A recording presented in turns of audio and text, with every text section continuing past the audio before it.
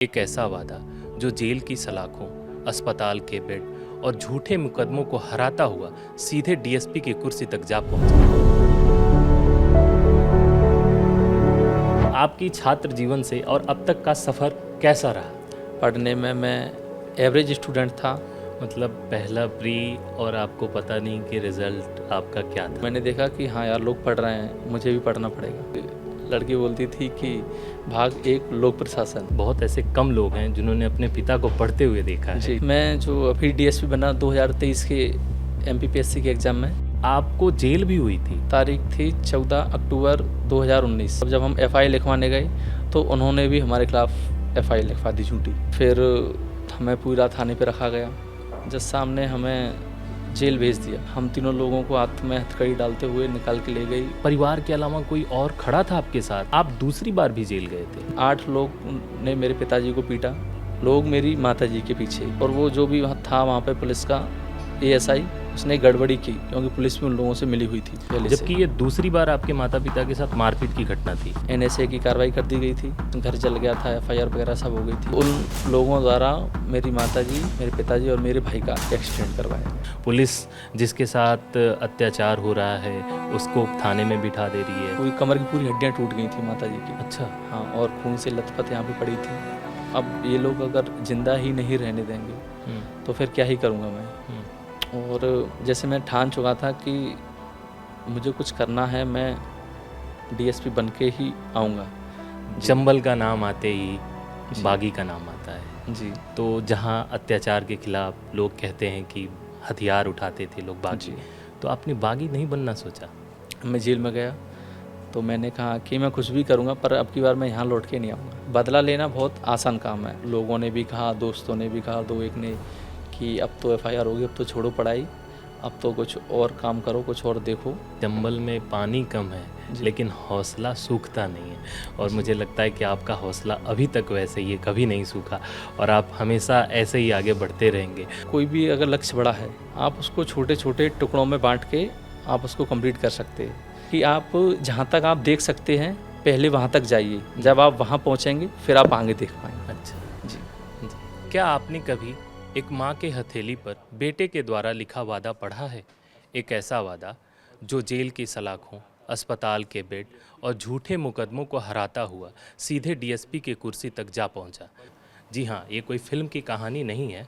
ये एक छोटे से गांव डोंगरपुरा जो कि भिंड में आता है, वहाँ से निकले जैनेंद्र कुमार निगम की सच्ची दास्तां है, जिसे समाज के अराजक तत्वों ने गैंगस्टर बनाने की ठानी थी, मगर जैनेंद्र अडिग रहे और कानून के रखवाले बने। आपका बहुत बहुत स्वागत जैनेंद्र जी हमारे पॉडकास्ट में आने के लिए। जैनेंद्र जी, सबसे पहले हम जानेंगे कि आपकी छात्र जीवन से और अब तक का सफ़र कैसा रहा? जी, जैसा कि जो मेरी स्टोरी चल रही है सब जगह, पहले तो मैं आपका धन्यवाद देना चाहूँगा जो आपने कड़क शो पे मुझे बुलाया। और जो आपने पूछा कि मेरा छात्र जीवन, तो हम जैसे 3 भाई हैं और मेरी बुआ का लड़का, तो हम चारों एक ही साथ पढ़े हैं, एक ही स्कूल में पढ़े हैं। पढ़ने में मैं एवरेज स्टूडेंट था, थोड़ा 9th और 10th में पढ़ाई पे ध्यान दिया, फिर उसके बाद 12th में पढ़ाई पे ध्यान दिया था। पर जब 12th के बाद फिर मैंने 2015 मैंने पुलिस कांस्टेबल का एग्ज़ाम दिया। इस दौरान मैंने 2012 से 2015 तक मैंने ग्रेजुएशन में मैंने बीएससी किया है। फिर जब मैंने 2015 में पुलिस कांस्टेबल का मैंने एग्ज़ाम दिया तो मेरे पिताजी ने कहा कि क्यों आपको डीएसपी नहीं बनना क्या? अगर कांस्टेबल ही बन के अगर रहना चाहते हो तो फिर 12th के बाद ही दे लेते, ग्रेजुएशन करने की क्या ज़रूरत थी। फिर मैंने उनकी बात मानी और मैंने एमपीपीएससी की तैयारी शुरू की। अच्छा, तो आपने ग्रेजुएशन कहाँ से किया था और पोस्ट ग्रेजुएशन कहाँ से किया था? कैसे पढ़ाई शुरुआत की थी? जी, मेरी पढ़ाई की शुरुआत, जैसे मैं मेरी क्लास 5 तक तो मैं सरकारी स्कूल में पढ़ा। उसके बाद फिर जैसे बचपन में हम चारों भाई थे तो बहुत शरारत करते थे, तो पिताजी ने गांव से ही, मतलब घर से 30 किलोमीटर दूर जो गांव में सरकारी स्कूल था, वहाँ पे हम लोगों को एडमिशन दिलवाया कि ताकि घर पे कम रहें और स्कूल में ही ज़्यादातर समय रहें। तो वहाँ तक पढ़ा। फिर उसके बाद नाइन्थ और 10th भी प्राइवेट स्कूल से किया, RKT विद्या निकेतन जो भिंड में था, और 11th-12th एक्सीलेंस स्कूल से पढ़ाई की। उसके बाद फिर ग्रेजुएशन में मैंने BSc किया है बायोलॉजी से। उसके लिए मैंने जैन डिग्री कॉलेज है भिंड में, वहाँ से पढ़ाई की। फिर क्या हुआ कि जब मेरा आखिरी सेमेस्टर था, तो जैसे सभी ज़्यादातर छात्र तो जो मेरे ऐसे होते हैं वो 20 ले लेते हैं या कुछ भी ऐसी गाइड टाइप की जो उससे जल्दी से हो जाए रिवीजन। तो वो मैंने पापा से कहा कि रुपए दे दो 300, वो 20 सीरीज लेके आनी है, क्योंकि एक तरह से मतलब जो मैंने ग्रेजुएशन किया वो ऐसे ही हो गया, पढ़ाई नहीं की बिल्कुल भी, बस थोड़ा पेपर से एक दिन पहले पढ़ लेता था। फिर पापा ने कहा अच्छा तो इससे पढ़ाई करते हो, तब तो तुम जो बनना चाहते हो ज़रूर बनोगे। तो फिर उन्होंने कहा कि इससे काम नहीं चलेगा, ये शॉर्टकट है एक तरह से, अगर कुछ करना है तो तुम्हें ठीक से पढ़ाई करनी पड़ेगी। फिर ग्रेजुएशन मेरा हो गया। फिर मैंने पिताजी की बात को ध्यान में रखते हुए मैंने फिर MA हिस्ट्री से मैंने गवर्नमेंट MGS कॉलेज में एडमिशन लिया। और वहाँ पर कुछ ऐसे जो पढ़ने वाले लड़के थे, जैसे कि अभी विकास भदौरिया हैं, वो नायब तहसीलदार हैं, और उनके भाई हैं बड़े मानवेंद्र सिंह भदौरिया, और भी थे पढ़ने वाले, अमित राजावत हैं। तो उनसे जब मैं मिला तो मैंने देखा कि हाँ यार लोग पढ़ रहे हैं, मुझे भी पढ़ना पड़ेगा।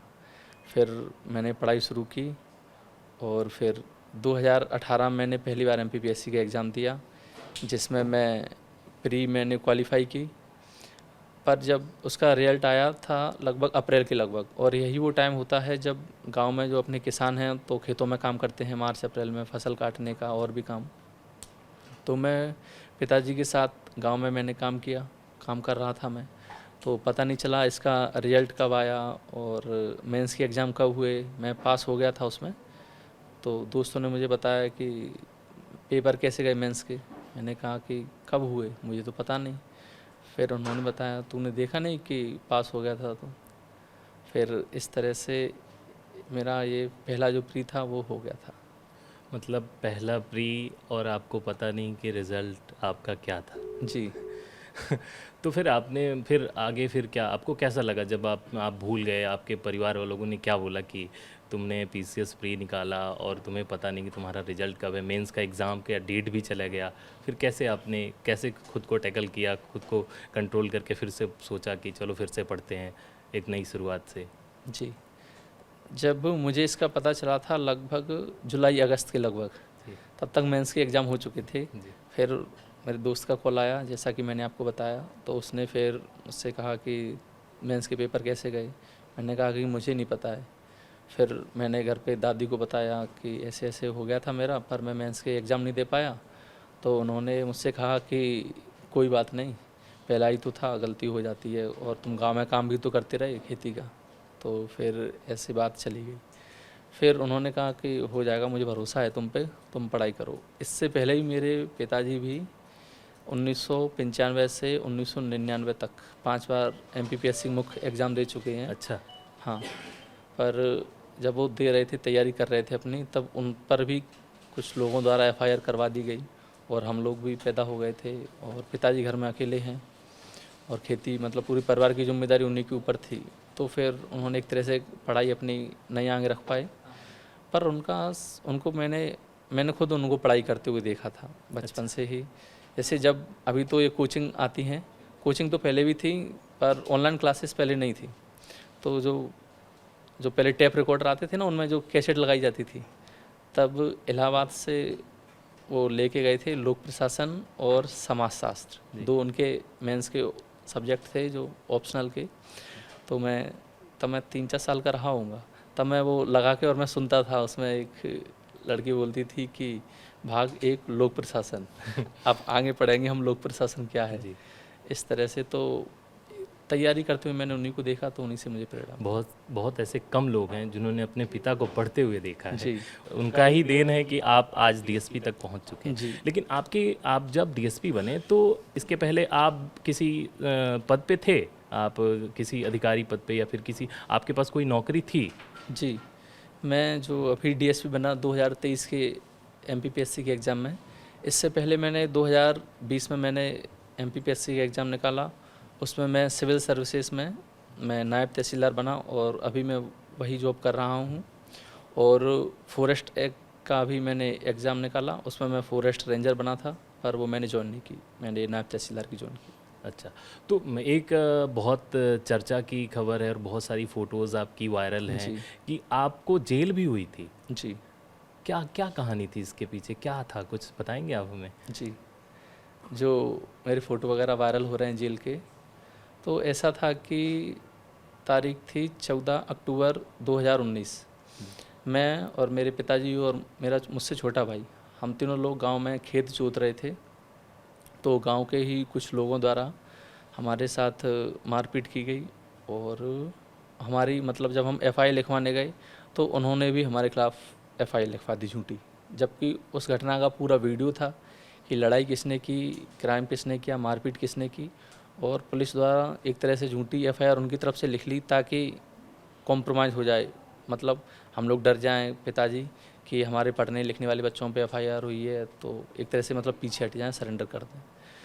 फिर उसके अगले दिन 15 अक्टूबर 2019 को जब हम लोग एफआईआर करवा के गांव गए थे, तो उन लोगों के द्वारा फिर से हमारे साथ मारपीट की गई कि थाने पे गए तुम लोग, एफआईआर लिखवाओगे हमारे साथ, और थोड़ी गालियाँ वगैरह दे के फिर मारपीट की गई हमारी। और मेरे भाई को भी यहाँ मतलब कुल्हाड़ी मारी मारी थी उसने ऐसे करके, तो यहाँ से उसका यहाँ तक कट गया था पूरा। अच्छा। जी। फिर उसकी फिर एफआईआर करवाई, मगर जब तक हमने पुलिस को कॉल लगाया, पुलिस लेने आई हम लोगों को गांव में, तो हमारा ट्रैक्टर वगैरह था, तो ट्रैक्टर हमारा और मैं, मेरी दादी, मेरे दादा, मेरे पापा और मेरा भाई, हम 5 लोग को थाने बिठा के रखा और हमारा ट्रैक्टर भी जब्त कर लिया। और जो दूसरी जो पार्टी थी वो लोग वहाँ पे पहले ही पहुँच गए और पुलिस ने उनकी तरफ से हमारे खिलाफ़ एफआईआर कर ली, जबकि क्राइम उन्होंने किया। फिर हमको एक दिन थाने में रखा, पूरी रात थाने में रखा।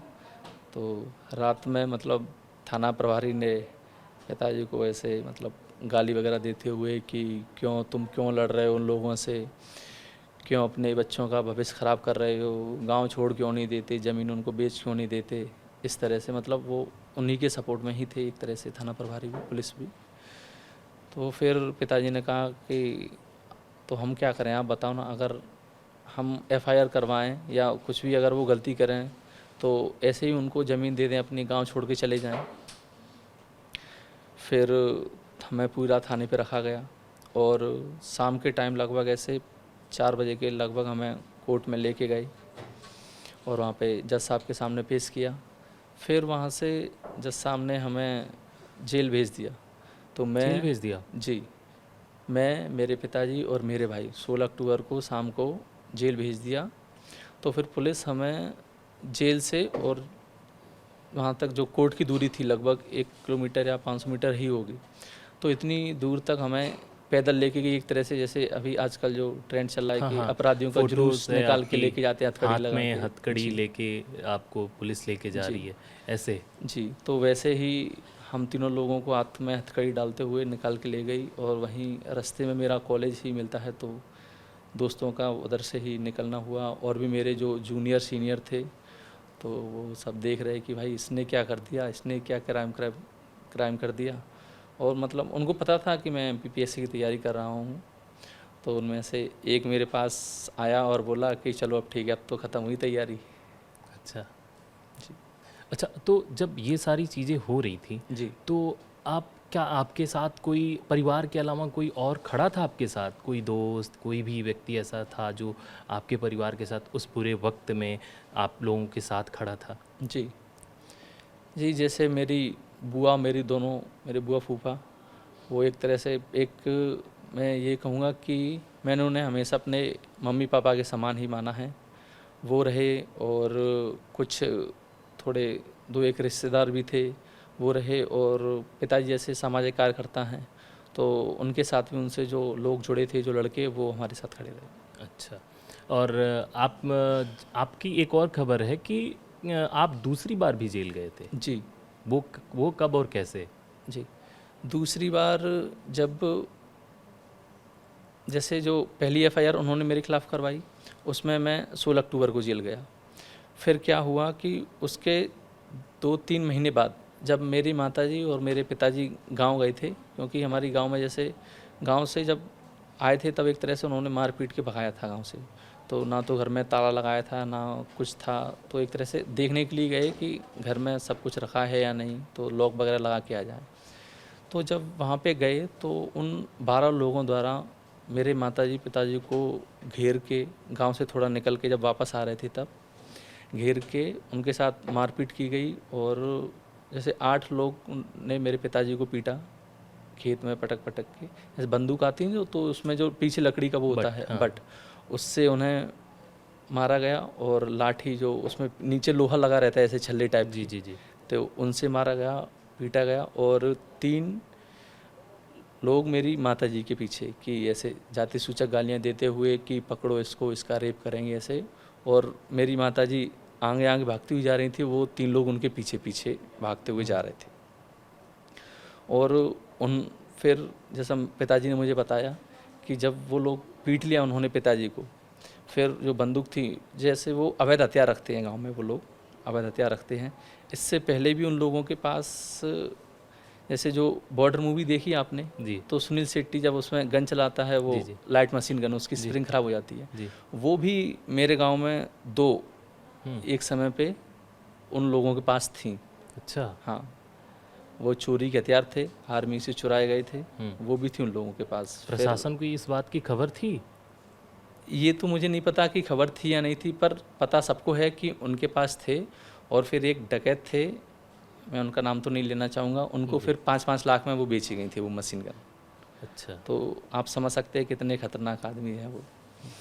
फिर फिर जैसे मेरी माताजी वहाँ से भागती हुई आई, फिर गांव की तरफ से जैसे निकलते हैं तो रास्ते में एक बरोही गांव मिलता है, वहाँ पर एक पंडित जी थे, उनको मम्मी ने रोते हुए बोला कि ऐसे ऐसे हुआ है मेरे साथ, आप कॉल लगाओ। तो वो जानते थे मेरे पिताजी को, उन्होंने कॉल लगाया, क्योंकि उनका मोबाइल भी छीन लिया था और तोड़ के सब ले गए थे वो लोग, और उनकी सोने की एक चैन भी गले में पहने थे पिताजी, वो भी छीन के ले गए थे। हम्म, फिर जब वहाँ पे मेरी मम्मी ने कॉल लगवाया, तो फिर पिताजी को लगा नहीं, फिर उन्होंने मुझे कॉल लगाया कि बेटा ऐसा ऐसा हुआ है, पापा को बहुत पीटा है, वो वहीं खेत में डले हुए हैं और मेरे साथ ऐसा ऐसा किया है। तो फिर मैं आया भाग के अपने भाई को लेके, फिर मैं थाने पे गया, क्योंकि अगर मैं गांव जाता तो कहीं ना कहीं वो मुझसे भी लड़ते, आपके साथ मेरी भी, हाँ जी। एफआईआर वगैरह लिखवा दे झूठी इस जी। वजह से। तो मैं वहाँ गया, पर पुलिस ने 1 घंटे तक मुझे वहाँ पे बैठा के रखा, और ना कोई उनके पास सहायता भेजी, ना कोई गाड़ी भेजी। फिर मैंने डायल 100 को कॉल लगाया और एम्बुलेंस को कॉल लगाया, तब वो वहाँ गई, और माताजी भी साथ में गई। फिर उनको रात में 7:30 बजे के लगभग खेतों में ढूंढा कि कहाँ पे हैं घायल अवस्था में। फिर उनको लेके आए हॉस्पिटल में और उनका फिर भर्ती किया। तो क्या होता है कि उसमें जब कोई व्यक्ति ज़्यादा सीरियस होता है और थाने पे एफआईआर लिखवाने नहीं जा पाता, तो पुलिस खुद एक सादा जाती है। कागज़ पे जाती है बयान दर्ज करने जी उनके, उसको देहाती नाल से कहते हैं। जी जी। तो वो मेरे पिताजी की ली गई, तो उन्होंने जो घटनाएं बताई कि ऐसे मेरे साथ मारपीट की वो, और जो उनके मोबाइल और चैन वो लूट के ले गए थे वो, और मोबाइल तोड़ दिया था, तो पुलिस ने ये सब उसमें कुछ नहीं लिखा, सिर्फ एक साधारण मारपीट की एफआईआर कर ली। और जबकि मैं पूरे वीडियो बनाते रहा था, और भी लोग थे उन्होंने वीडियो बनाए, और वो जो भी वहाँ था वहाँ पे पुलिस का एएसआई, उसने गड़बड़ी की। हम्म, फिर डॉक्टर ने कहा पिताजी को कि, मतलब मुझे कहा कि इनकी हालत सीरियस है, इनको रेफ़र करना पड़ेगा। जी। फिर उनको पिताजी को ग्वालियर जाके रेफ़र किया। फिर वो वापस आए 3-4 दिन बाद थाने पे, क्योंकि हमारा थाना रास्ते में ही पड़ता है, जो भिंड ग्वालियर नेशनल हाईवे है, रास्ते में ही थाना पड़ता है। तो वो आए और उन्होंने, फिर वो थाने गए, फिर उन्होंने एफआईआर देखी। तो पुलिस ने एक तरह से सिर्फ एक साधारण मारपीट की एफआईआर दर्ज की उन लोगों पे, क्योंकि पुलिस भी उन लोगों से मिली हुई थी पहले से। जबकि ये दूसरी बार आपके माता पिता के साथ मारपीट की घटना थी? हाँ, तीसरी बार। तीसरी बार? हाँ, और सिर्फ एक साधारण मारपीट की एफआईआर की। अच्छा। तो फिर पुलिस ने क्या किया कि उन पे तो एफआईआर होगी साधारण मारपीट की, जी। तो फिर पुलिस ने उन पार्टी को, जो अपोजिट पार्टी थी जिसने क्राइम किया, उसको बुलाया थाने बाद में, और मेरे ऊपर, मेरे पिताजी के ऊपर और मेरे भाई के ऊपर, तीनों के ऊपर एफआईआर कर दी, जबकि मैं वहाँ बिल्कुल भी नहीं था। क्योंकि जब पहली एफआईआर हुई थी मेरे ऊपर, तभी पिताजी ने घर में सीसीटीवी कैमरे लगवा दिए थे, जी। ताकि भविष्य में पुलिस झूठे केसों में ना फंसा पाए। पर फिर भी पुलिस ने उनको बुला के और मेरे पिताजी के ऊपर और भाई के ऊपर एफआईआर कर दी। जबकि आप दिल्ली में थे? नहीं, मैं अपने घर पे था, जो मेरा घर है हाँ। भीमनगर, वहाँ पे था। अच्छा अच्छा। जी। तो इसमें और एक और तस्वीर वायरल थी जिसमें आपकी माँ को चोट लगा हुआ है, शायद जी। उनका सर फटा हुआ है। जी। तो ये कहाँ की घटना है? ये दिल्ली की घटना है या फिर वहीं की घटना है? दिल्ली, या शायद आपकी माता जी दिल्ली आई थी आपसे मिलने, एक्सीडेंट हुआ था, ऐसा कुछ कोई घटना थी क्या?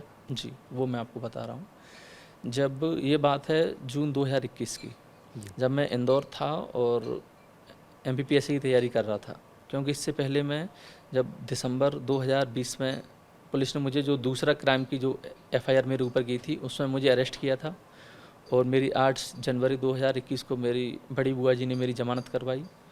और फिर छोटी बुआ ने मुझसे कहा कि अगर तुम यहाँ रहोगे तो और तुम्हारे ऊपर ये लोग झूठी एफआईआर करेंगे, केस लगाएंगे, फंसाएंगे। इससे अच्छा है कि तुम चले जाओ यहाँ से, मैं तुम्हें कुछ रुपए दे रही हूँ, मेरा एटीएम कार्ड लेके जाओ। क्योंकि बुआ जॉब करती हैं, टीचर हैं।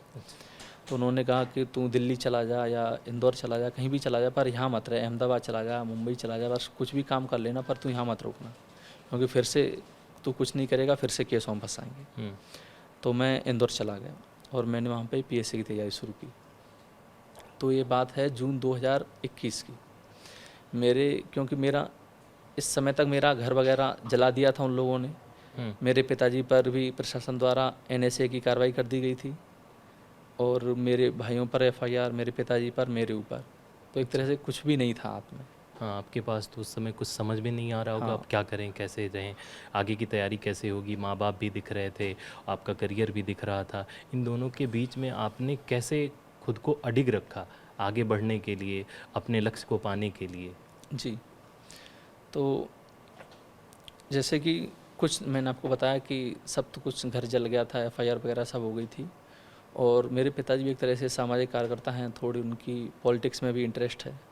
तो उन्होंने ये कहा कि अब अपने पास कुछ रहा नहीं है, घर वगैरह कुछ है नहीं है, तो सब घर छोड़ के चले गए।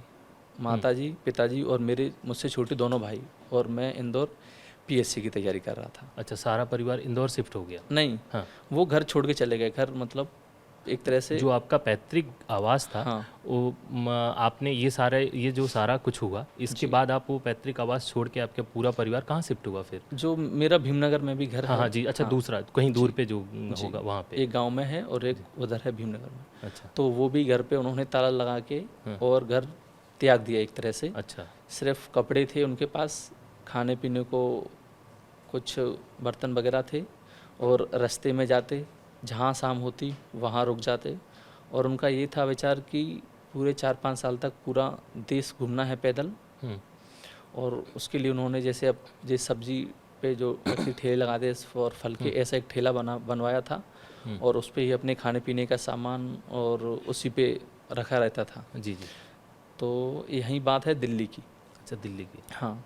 तो उस दिन शायद 11 जून था, रात के 7:30 के लगभग बजे थे। मेरी तो ऐसे जा रहे थे, तो उन लोगों द्वारा मेरी माताजी, मेरे पिताजी और मेरे भाई का एक्सीडेंट करवाया गया। अच्छा। हाँ। वहाँ से यहाँ दिल्ली आके? जी। क्योंकि आपको लग ही रहा है कि वो थोड़े से वैसे लोग हैं, पर वास्तव में वो उनके पीछे पॉलिटिकल सपोर्ट काफ़ी था। अच्छा, पॉलिटिकल सपोर्ट भी था? हाँ, एक तरह से मैं कहूँ तो मध्य प्रदेश शासन के उस समय जो भी अच्छा, नेता रहे, मंत्री रहे, उनका सपोर्ट मतलब था उनको। बिना नेता के दबाव के या सपोर्ट के ऐसा हाँ। इतना सारा कोई नहीं कर सकता। पुलिस जिसके साथ अत्याचार हो रहा है उसको थाने में बिठा दे रही है, जिसके माँ बाप मारे जा रहे हैं उसको थाने में बिठा दे रही है, जो मार रहा है उसको वैसे खुला छोड़ रखा था। वही तो यही तो आप देखिए कि अगर किसी के साथ इतना कुछ हो रहा है और पुलिस जो आरोपी है, जो अपराधी है, उसी का सपोर्ट कर रही है, तो कहीं ना कहीं वो कुछ ना कुछ तो उसके पीछे सपोर्ट होगा, ताकत होगी बड़ी। तो ऐसा यहाँ पे दिल्ली में उनका एक्सीडेंट करवा दिया जी। तो मेरी माताजी को उसमें काफ़ी चोटें आई। उनकी पूरी मतलब यहाँ तक की पूरी कमर की पूरी हड्डियाँ टूट गई थी माताजी की। अच्छा। हाँ, और खून से लथपथ यहाँ पे पड़ी थी। तब मेरे एक दोस्त ने मुझे कॉल लगाया। मैं उस समय लक्ष्मीकांत पढ़ रहा था। अच्छा, लक्ष्मीकांत जो पॉलिटी की एम आती है जी, लक्ष्मीकांत। वो मैं पढ़ रहा था। फिर दोस्त ने कॉल लगाया कि ऐसा ऐसा हो गया है। तो एक तरह से मैं बहुत चुप हो गया, क्योंकि इतना कुछ परेशानी उठा के मैं देखी कि घर जला दिया, एफआईआर हुई, ज़मीन पूरी छीन ली, सब कुछ कर दिया। कम से कम अब ये लोग अगर ज़िंदा ही नहीं रहने देंगे हम्म, तो फिर क्या ही करूँगा मैं। हम्म, और एक गुस्सा भी थी मन में। और जैसे मैं ठान चुका था कि मुझे कुछ करना है, मैं डीएसपी बन के ही आऊँगा। पर जब मेरी माँ का एक्सीडेंट हुआ तो मेरा उनको देखने जाने का मतलब, मेरी ज़िद थी कि मैं उनको देखने नहीं जाऊँगा। पर मेरे सर हैं जो इंदौर पीएस अकेडमी पे मैं पढ़ा, तो प्रदीप श्रीवास्तव सर, मैं उनके पास गया। मैंने बताया सर ऐसी ऐसी बात है, ऐसा ऐसा हुआ है। तो सर ने मुझे समझाया कि तुम जा रहे हो, जाना चाहिए तुम्हें। तो मैंने कहा कि सर मैं नहीं जा रहा, मैं अब सिलेक्ट होकर अधिकारी बन के ही जाऊँगा। फिर सर ने मुझसे कहा कि ये बताओ कि भगवान ना करे अगर तुम्हारी माँ को कुछ हो गया, वो ना रही, तो तुम डीएसपी बन भी जाओगे तो किसको दिखाओगे तुम सही बात। कि तुम बन गए। फिर सर ने थोड़े से मुझे रुपए भी दिए और कहा कि तुम्हें जाना चाहिए, तुम जाओ। फिर मैं यहाँ दिल्ली आया इंदौर से, और सफदरजंग हॉस्पिटल में मेरी माताजी भर्ती थी। मैं जब आया तो पिताजी नीचे बैठे थे, वो ऊपर शायद 4th-5 फ्लोर पे भर्ती थी ऊपर। तो उस दिन मैंने अपने जीवन में पहली बार अपने पिताजी को रोते हुए देखा, और उन्होंने मुझसे कहा कि तुम जाओ, मम्मी से मिलाओ, और अगर वो ज़िंदा रहें तो मैं उनकी देखभाल करूँगा, मैं घर वापस जाऊँगा। अगर वो उन्हें कुछ हो जाए तो ले जाना, उनका अंतिम संस्कार कर देना, और फिर मैं कभी जीवन में घर लौट के नहीं आऊँगा वापस। फिर मैं भी, मतलब पिताजी रो रहे, फिर मैं भी उनको देख के रोने लगा। मेरी दोनों बुआ थी, मेरे फूफा जी थे, मेरा भाई भी था। फिर बुआ जी मुझे लेके गई ऊपर माता जी के पास। फिर मैंने मतलब उनकी हालत देखी, उनको दोनों हाथों में ड्रिप लगी थी, उनको यहाँ पर भी ड्रिप लगाई थी डॉक्टर ने। हम्म, फिर उनकी हालत देख के मतलब मुझे बहुत दुख हुआ अपने आप पे कि मैं कुछ कर नहीं पा रहा हूँ उनके लिए, और इन्हें जीवन में इतनी कठिनाई आई हैं, इतनी परेशानी आई है, मैं कम से कम कुछ तो करूँ। और उस दिन मैंने अपने आप से वादा किया कि, और जो भी फ़ोटो वायरल हो रहा है कि आपने मैं, माँ के हाथ पे कुछ हाँ वादा भी लिखा था अपने हाँ हथेली पे। जी, क्या लिखा था उस वादे में, क्या था? तो मैंने अपने आप से वादा किया कि मैं अधिकारी बनूंगा, और मैं अपनी माँ के हाथ पे लिख के भी आया था जी, कि माँ मैं पूरी मेहनत करूंगा और मैं कुछ बन के दिखाऊंगा आपको। जी। और एक तरह से आप ये कहिए कि वो मैंने अपने जीने मरने का सवाल मैंने बना लिया था कि अधिकारी बनना ही है, डीएसपी बनना ही है, चाहे कुछ हो जाए। आपने डीएसपी ही क्यों चुना? चंबल, जी चंबल का नाम आते ही जी बागी का नाम आता है। जी तो जहाँ अत्याचार के खिलाफ लोग कहते हैं कि हथियार उठाते थे लोग बागी, जी तो आपने बागी नहीं बनना सोचा? जी। जब ये सब हुआ मेरे साथ, तो मैं सोचता था, जैसे मैं जेल में रहा, तो जेल में का माहौल ही ऐसा होता है कि ज़्यादातर लोग के बीच में, यही कैदियों के बीच में चर्चाएं चलती रहती हैं कि मेरे साथ ये हुआ है, मैंने ये किया है, और मैं यहाँ से छूटूंगा। तो कोई कह रहा कि वो दो एक, जैसे कुछ मर्डर करने वाले भी थे उसमें, हम्म, तो कोई कह रहा कि मैं अब की बार मैं 4 को मार के आऊँगा, हम्म, कोई कह रहा कि मैं अब की बार ये काम क्राइम करके आऊँगा, ऐसे ऐसे अपनी सब बता रहे। फिर मुझसे ही पूछा कि तुम बताओ क्या करोगे। ये दूसरी बार की बात है, मैं जेल में गया, तो मैंने कहा कि मैं कुछ भी करूँगा, पर अब की बार मैं यहाँ लौट के नहीं आऊँगा। अच्छा। और मैं, जो ऐसा कि आप लोग कह रहे हैं कि क्राइम कर दूंगा, ये करूँगा, वो करूँगा, तो मैंने कहा कि मैं ऐसा कुछ नहीं करूँगा, मैं जाके अपनी पढ़ाई करूँगा। और मेरे पिताजी ने भी मुझसे हमेशा, उन्होंने यही समझाया मुझसे कि बदला लेना बहुत आसान काम है। आप जैसे 2 एक को मार दोगे, 4 को मार दोगे, तो उससे क्या हो जाएगा, क्योंकि जो ये शोषण अत्याचार है वो उससे ख़त्म नहीं होगा। जी। पर जब, जैसे कि जब पहली एफआईआर हुई थी 2019 में, उससे लेके जब मैं इंदौर गया 2021 तक, तो इस टाइम लगता तो था मन में कि नहीं यार, जब जब अपन जैसे जवान हैं तो अपन कम से कम, वो खून भी बोलता है कि नहीं, बदला तो लेना है, जो चंबल का बस। एक है कि जी। वो बंदूक ले लो और कूद जाओ बीहड़ में।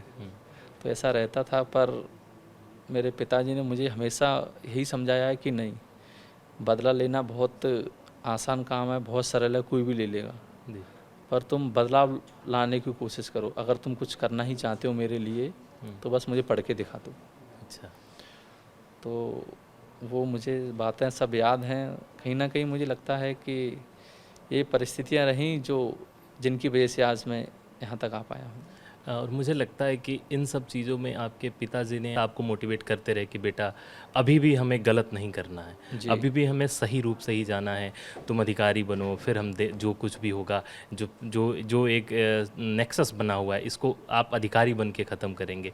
तो आपने भी यही ठाना कि, और पिताजी का भी सपना था, तो पिताजी का भरपूर सपोर्ट रहा आपको इस परिस्थिति में भी। जी, जो सपना था वो मेरे पिताजी का ही था, क्योंकि जिस माहौल से हम लोग आते हैं और हमारे फैमिली में भी, जैसे मेरे दादाजी बीएसएफ में थे, अच्छा। उनके छोटे भाई, दादाजी के छोटे भाई, छोटे दादाजी वो भी बीएसएफ में थे, मेरे चाचा आर्मी में, अच्छा। और मेरे जो छोटे दादाजी के लड़के हैं मेरे ताऊ, वो भी बीएसएफ में। एक तरह से वर्दी ही वाली अच्छा, ही, हाँ, वर्दी वाली। सब लोग रहे घर में जॉब में। तो वो चंबल क्षेत्र के भी हैं, तो वो वर्दी से एक खासा लगाव रहता है।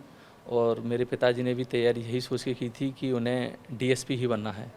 उनका भी जैसे एसआई का एग्ज़ाम उनका भी क्लियर हुआ था, पर उनका एक ही था जिद कि नहीं, डीएसपी ही बनना है। अच्छा।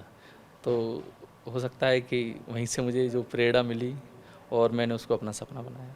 जैसे जब मेरे पिताजी पढ़ते थे तो भले ही मैं उस समय 3-4 साल का था और 5 साल का भी हो गया था, पर मैंने उनको पढ़ते हुए देखा था। हाँ। उन्होंने एक तरह से, मतलब घर था पर तब भी एक किराए पे एक दूसरी गली में रूम लेके रखा था। हाँ। तो हम लोग वहाँ पे चले जाते थे। अच्छा। उनको देखते थे कि एक टेबल लगा के, कुर्सी लगा के वो पढ़ रहे हैं, और उनकी जो किताबें थी, नोट्स थे, वो मैंने आज तक संभाल के रखे हैं मेरे पास। अच्छा, वो मदद में आई आपके पढ़ने में, वो कुछ हेल्पफुल हुई? जी। अब तो क्योंकि सिलेबस बहुत पैटर्न चेंज हो चुका, लेकिन कुछ तो पुरानी चीज़ें, 1857 की क्रांति तो वही है। जी, नोट्स तो जैसे उनके कम थे, पर जो उनकी जो बुक थी, जैसे सोशियोलॉजी की थी और पब्लिक एडमिनिस्ट्रेशन की थी और हिस्ट्री वगैरह की थी, और जैसे यूनिफाइड पब्लिकेशन आता था, शायद अभी भी आता है, हाँ। तो उसकी वो बुक थी, तो वो मैंने संभाल के रखी हैं। और कहीं जब भी मुझे टाइम मिलता है, और कहीं ना कहीं जो बात पुरानी किताबों में थी या जो उनमें था, वो ज़्यादा अभी भी उसकी प्रासंगिकता है। तो इसकी तैयारी मैंने पापा से ही मैंने देखी, सीखी। और वो एक चीज़ जैसे उन्हें लगती थी कि जैसे उनकी राइटिंग बहुत ख़राब थी। अच्छा। हाँ, और मेंस में राइटिंग का काफ़ी हाँ। रहता है। अगर आप ऐसा लिख रहे हैं कि कोई और उसको पढ़ ही नहीं पा रहा, समझ ही नहीं पा रहा, फिर आपको नंबर किस बात के देगा। तो मेरी भी बचपन में ख़राब थी, तो कहते थे अरे राइटिंग तो सुधार ले, नहीं अगर पेपर निकाल भी लेगा तो वो पेपर देगा भी तो वो पढ़ेंगे कैसे, समझेंगे कैसे उसको। तो वो बात मैंने उनकी उसको नोटिस में रखा। और दूसरा ये था कि उस समय टेस्ट सीरीज़ वगैरह नहीं चलती थी कुछ भी जी। और जैसे कि वो तो गांव में ही रह के पढ़ाई करते थे, पर जो अभी जो जैसे इंदौर चले जाओ या दिल्ली चले जाओ, जो टेस्ट सीरीज़ चलती हैं प्री की, मेंस की, आप वहाँ पे प्रैक्टिस कर सकते हैं। तो वो मैंने काफ़ी लगाई, क्योंकि मैंने देखा कि पिताजी लिखते बहुत कम थे, पढ़ते बहुत ज़्यादा थे। आज भी मतलब नॉलेज में भले ही मैंने पीएससी निकाली, पर वो मुझसे 10 कदम आगे ही रहेंगे। अच्छा। जी। तो जो भी ऐसी गलतियाँ उनसे हुई, जैसे कि उनकी राइटिंग का थोड़ा सा इशू रहा, और जैसे कि जब उन पे एफआईआर हुई तो पूरी घर की जिम्मेदारी उन्हीं के ऊपर थी, खेती वगैरह करना, और 2 बुआ थी उनकी भी शादी करना, तो वो सब था। पर मेरे ऊपर ऐसा तरह का कोई लोड नहीं था। उन्होंने मुझसे यही कहा कि तुम बस पढ़ाई करो, बाकी सब मैं देख लूँगा। तो मैं एक तरह से सिर्फ पढ़ाई ही पर ही मैंने फोकस किया। अच्छा, तो आपके पिताजी ने भी एमपीपीएससी का एग्ज़ाम दिया था जी। और किस कारण से उनका सिलेक्शन नहीं हुआ? क्या वो उनके पे भी एफआईआर जो हुई थी इस कारण से? जी, उसमें सिर्फ एफआईआर का मैं नहीं कहूँगा, क्योंकि लॉ की जानकारी उन्हें तब भी थी कि सिर्फ एफआईआर की वजह से ऐसा हुआ हो। पर मुझे लगता है कि जैसे कि मैं भी हो गया था, मेरा भाई भी हो गया था, और दादाजी भी रिटायर हो गए थे, तो गांव में खेती वगैरह भी करना है और घर परिवार भी देखना है, और एफआईआर भी हो गई थी। जी। तो शायद उन्हें लगता हो कि अब एफआईआर हो गई तो मैंने उन्हें तारीखों पर भी जाते हुए देखा है हाँ। जी। तो उन्हें शायद ऐसा लगता हो कि अब घर परिवार की जिम्मेदारी है, अगर अपने यहाँ पर ऊपर फोकस करेंगे, लगे रहेंगे, तो बच्चों को कौन देखेगा, उनकी पढ़ाई लिखाई का भी करना है। हाँ। तो शायद इस वजह से वो उन्होंने अपना सपना छोड़ दिया। बहुत सारे एमपीपीएससी सिविल की जो प्रिपरेशन तैयारी कर रहे हैं उनको एफआईआर से बहुत डर लगता है, और वास्तव में डरना भी चाहिए एफआईआर से। जी। लेकिन अगर किसी पे किसी कारण जैसे आपको फंसाया गया, जी। अगर कोई व्यक्ति अगर फंस जाता है, कोई अगर तैयारी करने वाला बच्चा फंस जाता है, तो कैसे निकले आप कैसे निकले, वो कैसे निकले? जी, जैसे जब मेरे ऊपर एफआईआर हुई और मैं 13 जनवरी 2021 को मैं इंदौर गया, उस समय तक मेरे ऊपर 2 एफआईआर हो चुकी थी, मेरे परिवार पर भी 2 एफआईआर हो चुकी थी। और अप्रैल के लगभग 2021 में ही उन लोगों द्वारा, जैसे जब उन्होंने मेरे घर में आग लगाई, तो वो एक सीरियस क्राइम है घर में आग लगाना। हाँ। तो उन लोगों को लगा कि इसमें ज़्यादा सज़ा हो सकती है, तो उन लोगों ने क्या किया, फिर उस जो भी व्यक्ति था उसने अपने आप को गोली मार ली और 307 की एफआईआर मेरे परिवार के ऊपर करवा दी। अरे! जबकि मैं उस समय इंदौर में था, हॉस्टल में रहता था और सीसीटीवी कैमरे के पूरे लगे हुए थे वहाँ पे, तो उस वजह से मैं उससे बच पाया। मगर मेरे पूरे परिवार को एक तरह से, मेरे फूफा जी को भी, जो जबकि वहाँ पे वो अपनी मतलब गांव में थे, खेती वगैरह कर रहे थे, तो उसमें भी एफआईआर उन लोगों ने फंसा दी। जब मुझ पे एफआईआर वगैरह हुई थी, जब पहली एफआईआर हुई थी, तब मुझे लगता था कि एफआईआर हो गई है तो अब पढ़ने से क्या ही फ़ायदा।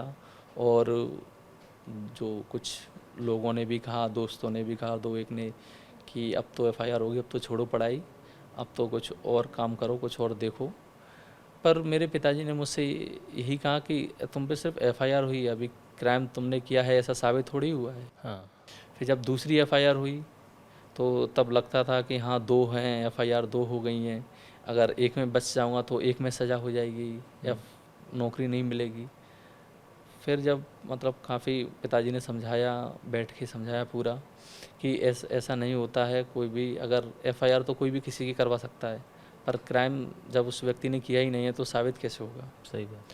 तो जो भी तैयारी कर रहे हैं, जो लोग मुझे देख रहे हैं, उनसे मेरा यही कहना है कि अगर आपके ऊपर भी अगर एफआईआर वगैरह कुछ हो गया है तो उससे बिल्कुल नहीं डरें, बिल्कुल नहीं घबराएं, क्योंकि एफआईआर सिर्फ एक तरह से अपराध की सूचना देना है कि ऐसा अपराध हुआ है, पर वो साबित नहीं कर देती एफआईआर कि हुआ है या नहीं हुआ है। आप जो भी आप पढ़ रहे हैं, तैयारी कर रहे हैं, उसको बिना डर के, बिना झिझक के करते रहिए। क्योंकि जैसे जब मैं सिलेक्ट हुआ तो जब इंटरव्यू मैंने दिया तो पूरी क्राइम की मैंने उसमें, जब इंटरव्यू के लिए फॉर्म भरते हैं, मैंने पूरी उसमें जानकारी भरी कि मेरे ऊपर ये एफआईआर इस थाने में, इस स्टेट को ही, और ये उसमें धाराएं लगी हैं। उसके बाद भी मतलब मुझसे सवाल तो नहीं किए उन्होंने, पर मेरे जो केस थे मेरे ऊपर जो लगे थे वो अभी जुलाई 2024 में ख़त्म हुए थे, और मैं जॉब कर रहा हूँ मैं जनवरी 2024 से। तो उससे कोई फ़र्क नहीं पड़ता है, क्योंकि आपको जॉब भी मिल सकती है, मिल अच्छा, जाती जॉब है। मिल सकती है। हाँ, जॉब मिल तो जाती है। कहा जाता है कि आप ऐसे पद पे नहीं रहेंगे जिससे आप उस एफआईआर को प्रभावित कर सकें, ऐसा कुछ है क्या? जी, ऐसा मैं नहीं समझता कि ऐसा कुछ है, क्योंकि अगर आप ये मानिए कि अगर किसी पे एफआईआर हो गई और उसको उसको जैसे वो सिलेक्ट हो गया, एग्ज़ाम उसने निकाल दिया और उसको जॉइनिंग नहीं दे रहे हैं, और फ्यूचर में मान लो कि केस 10 साल चला, 15 साल चला, तो और फिर वो बरी हो गया, तो जितनी 10-15 सालों का जो उसका नुकसान हुआ है उसकी भरपाई फिर कैसे होगी।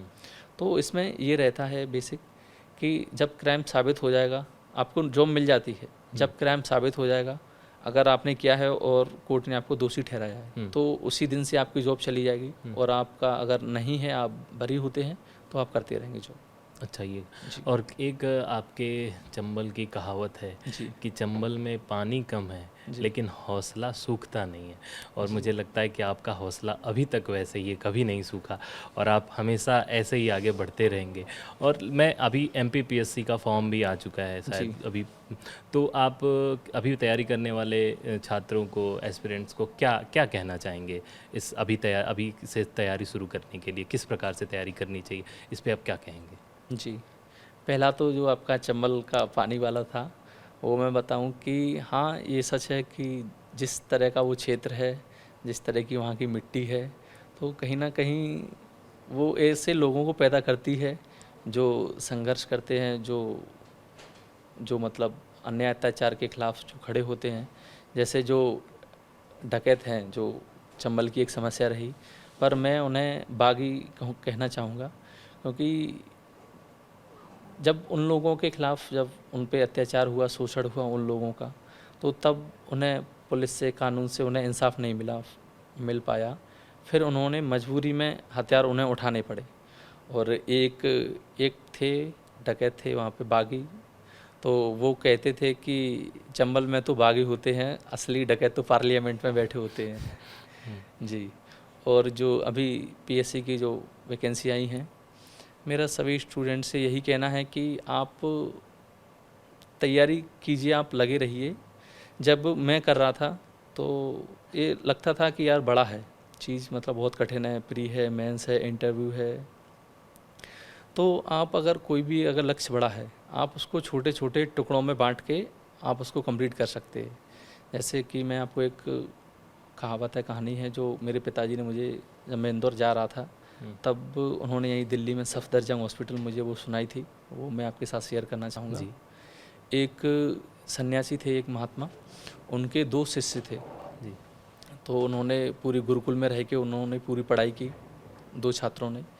फिर जब उनका एग्ज़ाम की टाइम आया तो उन गुरुजी ने कहा कि दोनों को एक एक दीपक दिया और उनसे कहा कि आप शहर जाओ, एक पूरा जंगल से पार करके जाना था, आप शहर जाओ और शहर से ये आपको लेके आना है, जो भी चीज़ उन्होंने मंगाई हो, कुछ ऐसे लकड़ियाँ टाइप की मंगवाई थी, ये लेके आना है आपको वहाँ से।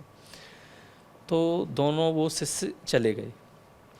उनमें से एक ने क्या किया, वो थोड़ा बहुत चला और उसने सोचा कि यार कितना अंधेरा है चारों तरफ, कुछ आगे दिखाई भी नहीं दे रहा है, शहर कितना दूर होगा, वापस कैसे आऊँगा, मैं कैसे करूँगा, यही उसके मन में चलता रहा। और जो दूसरा था वो भी उसी के साथ साथ चला। वो अपने मन में सोचता रहा कि अगर वो एक कदम आगे बढ़ा रहा है, जैसे जो दूसरा वाला था वो देख रहा था कि शहर दूर है, मगर जो उसका जो साथी था वो देख रहा कि शहर भले ही दूर है और जो वहाँ से जो लेके आना है वो भले ही सुबह तक आएंगे लौट के, मगर वो ये देख पा रहा था कि वो एक कदम चल रहा था तो दीपक की रोशनी एक कदम आगे बढ़ रही थी। तो वो ये समझ गया कि एक एक कदम आगे बढ़ते जाएंगे तो रोशनी एक एक कदम आगे बढ़ती जाएगी। तो वो ऐसा उसने किया, वो शहर गया, वहाँ से जो भी उनके गुरुजी ने मंगवाया था वो लेके आया और दूसरा बीच रास्ते से वापस लौट आया था।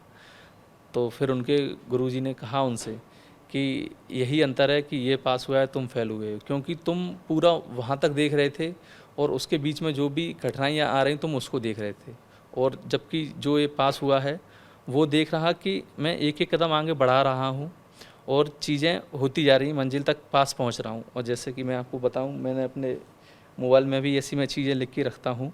इसमें एक अंदर रखा है पेपर की कटिंग, उस पर लिखा हुआ है कि आप जहाँ तक आप देख सकते हैं पहले वहाँ तक जाइए, जब आप वहाँ पहुँचेंगे फिर आप आगे देख पाएंगे। अच्छा जी।